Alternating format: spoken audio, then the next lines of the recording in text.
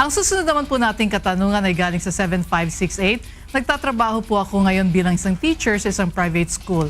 Pumirma po ako ng 1-year agreement na tatapusin ko ang school year na ito. Sa agreement po na yon, hindi nakalagay kung magkano ang salary ko at until now, wala pa rin pong pinapapirma sa akin na contract. If in case mag-resign po ako sa trabaho ko ngayon, magkakaroon po kaya ako ng legal liabilities kahit wala naman akong pinirmahang contract. Please advise me. Salamat po and more power. Attorney Nick, palagay ko, yung Attorney Nick, academician. pasagutin natin si Doon natin. Kaya kasi It's a contract. yung kanyang tanong is self-contradictory. Sinabi niya, May agreement. nagpumirma siya ng 1 year. 1-year contract. Agreement. Ah, That's a contract Yes. already. Precise. Hindi, Ngayon, pero walang hindi, sweldo walang daw. sweldo nakalagay. Hindi porke walang sweldo nakalagay doon na hindi na kontrata yon, no? Anyway, the school cannot pay you less than minimum wage.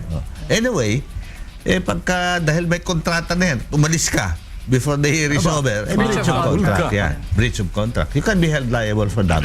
Yes. All right. Okay.